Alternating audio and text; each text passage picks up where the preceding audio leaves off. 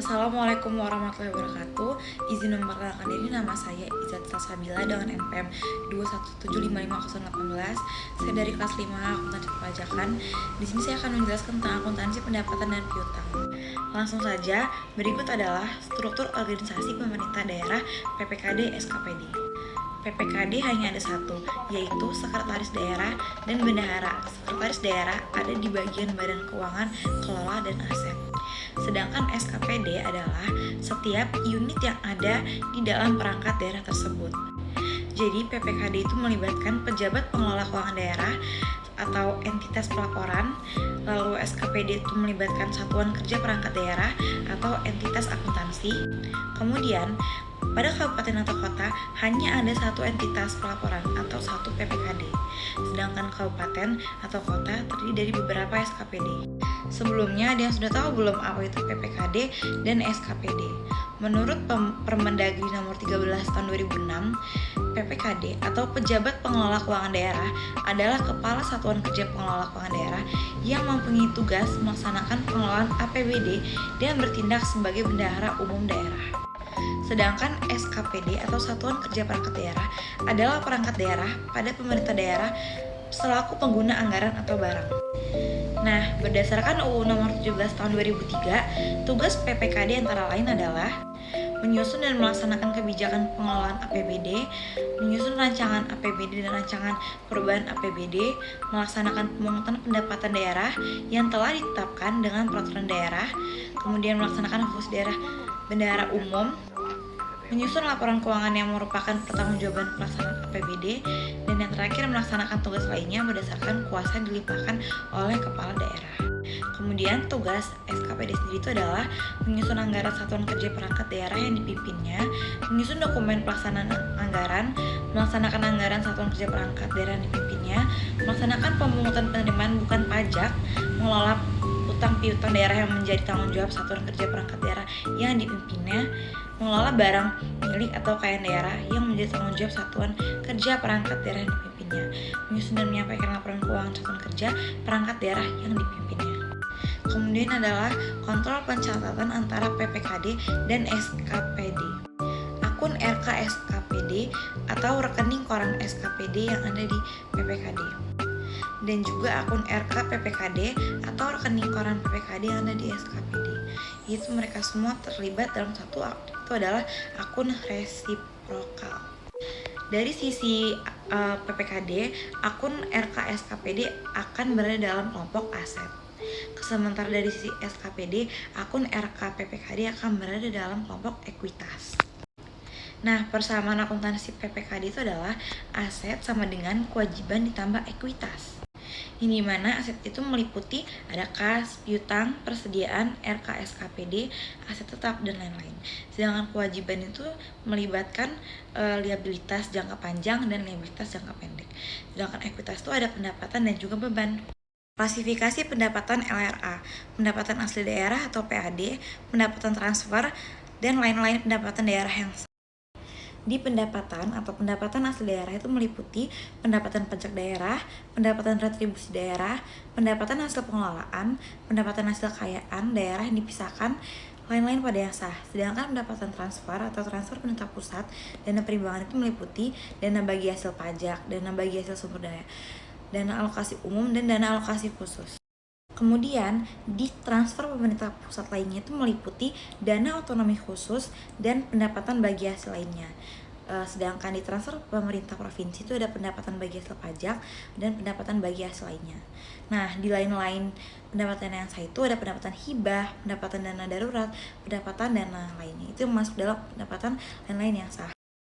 Kemudian di sini ada prinsip akuntansi pendapatan daerah. Pendapatan secara umum diakui pada saat telah disetor ke rekening kas umum daerah.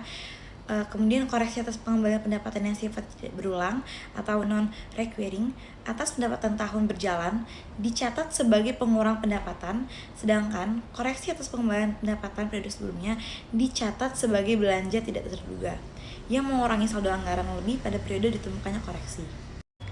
Pengembalian yang sifatnya normal atau sistemik dan berulang atau recurring atas penerimaan pendapatan periode berjalan atau sebelumnya dicatat sebagai pengurang pendapatan.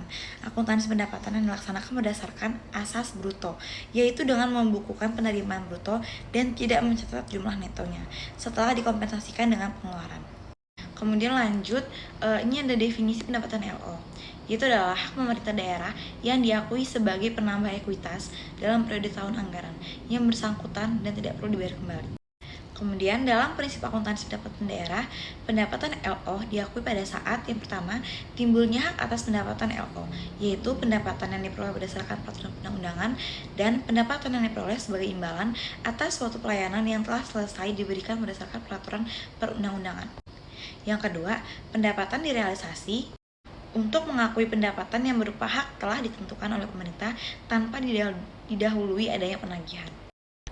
Berikut ini adalah kode dan nama akun LRA atau laporan realisasi anggaran.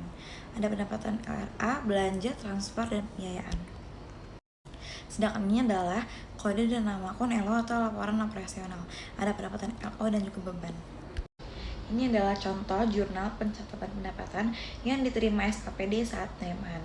Di jurnal LO, itu kas di bendahara penerimaan pada pendapatan. Sedangkan di jurnal LRA, itu adalah perubahan SAL pada pendapatan. Kemudian, pencatatan pendapatan yang diterima SKPD saat penyetoran ke PPKD adalah RK PPKD pada kas di bendahara penerimaan. Contoh, diterima dana alokasi umum dari pemerintah pusat sebesar 1,2 triliun. Di jurnal LO itu akunnya RK PPKD pada pendapatan transfer dana alokasi umum, sedangkan pada jurnal LRA itu jurnalnya perubahan SAL pada pendapatan transfer dana alokasi umum. Contoh yang kedua itu ada diterima retribusi terminal sebesar 60 juta oleh Dinas Perhubungan. Di jurnal LO akan dicatat sebagai kas di bendahara penerimaan pada pendapatan retribusi daerah Dinas Perhubungan LO. Sedangkan di jurnal LRA akan dicatat sebagai perubahan SAL pada pendapatan retribusi daerah atau Dinas Perhubungan LRA. Kemudian contoh yang ketiga itu Dinas Perhubungan menyertakan hasil retribusi terminal ke bendahara umum daerah sebesar 60 juta, maka akan dicatat sebagai RKPPKD pada kas di bendahara penerimaan sebesar 60 juta. Penyajian pendapatan LRA disajikan di laporan realisasi anggaran. Pendapatan LO disajikan di laporan operasional atau LO. Piutang adalah hak perusahaan atau individu atas jumlah uang dari transaksi penjualan.